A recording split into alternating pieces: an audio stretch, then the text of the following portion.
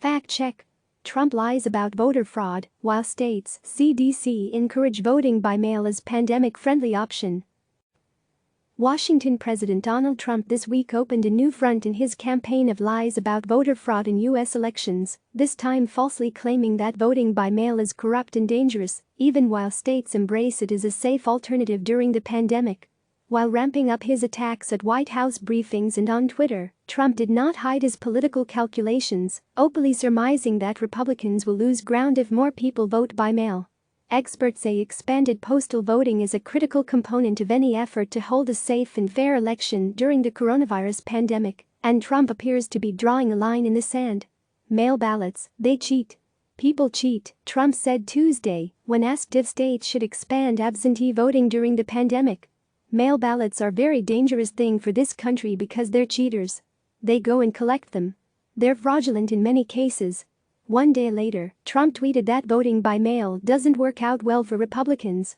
He urged Republicans to fight very hard against any efforts to expand statewide mail-in voting, even though he has previously taken advantage of absentee voting in his home state of Florida.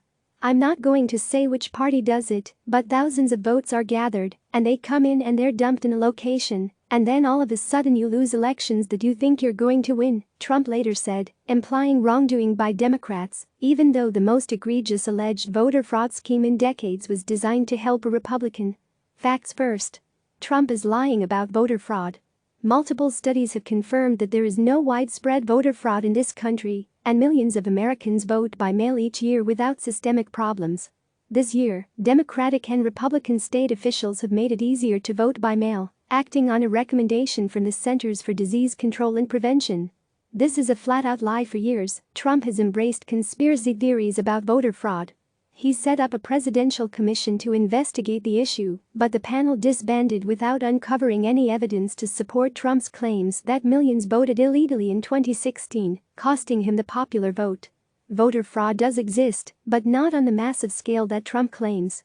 An expansive study in 2017 from the Brennan Center for Justice, a liberal-leaning think tank, found that the rate of voter fraud in the United States was somewhere between 0.0004% and 0.0009% of all votes. Voting by mail has become increasingly popular in U.S. elections, and nearly a quarter of all voters cast mail ballots in 2016, according to the Election Assistance Commission. This includes traditional absentee ballots, plus the handful of states that conduct elections entirely by mail, which Trump singled out this week as a particularly dangerous system that is ripe for fraud. Those claims are false. While there are vulnerabilities, multiple layers of protections are in place to make sure voting by mail is clean, both by election officials and volunteers, sometimes assisted by technology, such as special software that compares signatures in a statewide database. If anything, experts say too many absentee ballots are improperly rejected. Voting by mail is getting more popular, too. The ruby red state of Utah will use all-mail elections this year, undercutting Trump's theory that this system is only embraced by Democrats because it hurts Republicans. In Utah, the governor, lieutenant governor and attorney general are Republicans, and there are GOP supermajorities in both chambers of the state legislature. Utah joined the small ranks of states that conduct all-mail elections, including the liberal strongholds of Washington state, Oregon and Hawaii, and the battleground state Colorado. "This is a flat-out lie from the president," said Ari Berman, a leading expert on voting rights. "We have tons of data on the prevalence of voter fraud in this country, and it's a very small problem, whether you vote in person or by mail." In Democratic-controlled states like Oregon and Republican-controlled states like Utah, there has been no evidence of significant voter fraud. It's true that voting by mail poses some risks that don't exist with in-person voting, which Trump noted on Tuesday. But some of the most serious and credible allegations of absentee ballot fraud involved Republican operatives in North Carolina in an election for the House of Representatives in 2018. State election officials refused to certify the results and held a redo election in 2019. Trump cast an absentee ballot last month in the Florida Republican primary, per local reports, and voted absentee in the 2018 midterms as well. Asked about this contradiction, Trump said it was acceptable because I'm allowed to vote by mail while living outside the state of Florida. Other prominent members of the Trump administration have repeatedly voted absentee with mail-in ballots, according to the New York Times. This includes Vice President Mike Pence, Health and Human Services Secretary Alex Azar, and Commerce Secretary Wilbur Ross. Safe voting during a pandemic. Trump's views on postal voting also undercut advice from other parts of his own government. Public health experts have warned that the in-person voting could put voters and poll workers at risk. The CDC published recommendations for how state and local officials should conduct safe elections. The very first recommendation says states should encourage mail-in methods of voting if allowed in the jurisdiction, so people can vote while maintaining social distancing. After the White House briefing Wednesday, the Trump campaign blasted out a press release with the subject line, "There's evidence of vote-by-mail fraud, despite media indifference." The email highlighted a scattershot of alleged incidents from across the country and cited a report from the Conservative Heritage Foundation documenting 1071 proven instances of voter fraud. The spin from the Trump campaign inadvertently confirmed the big-picture truth about voter fraud, that it is an extremely rare event in U.S. election and is not a system-wide problem. The 1071 cases of fraud flagged by the Heritage Foundation span decades.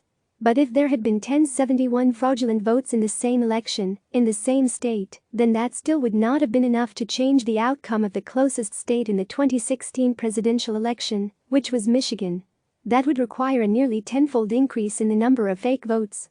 Election professionals and voting experts are warning that the coronavirus pandemic is already threatening the safety and integrity of the next presidential election. These unprecedented challenges could lead to waves of litigation and potentially even trigger a constitutional crisis. This chaos was on display this week in Wisconsin, where a late maneuver by the Democratic governor to delay the primary election was challenged by state Republicans and eventually blocked by the conservative majority on the Supreme Court. A similar saga played out last month in Ohio, where the Republican governor found a creative way to postpone the election. Experts from across the political spectrum have said that major changes are needed in all 50 states to make sure that what happened in Wisconsin doesn't play out nationwide in November. Some Republican officials are making postal voting easier, despite Trump's objections. Ohio's Republican Governor Mike DeWine delayed the March primary, and the state switched to a largely vote-by-mail election. And Georgia's Republican Secretary of State Brad Raffensperger also said he would send absentee request forms to all voters who can ask for mail-in ballots for the May primary and November general election. "In this current environment, we're going to have to choose between lesser evils," said Matthew Peterson, a Republican who served on the Federal Election Commission for 11 years and was an unsuccessful Trump nominee for a federal judgeship in 2017. Even if you are someone who generally prefers people voting in polling places, these are not ordinary circumstances. The expanded use of mail-in balloting has got to be an option on the table, Peterson added. Click subscribe to receive the latest news.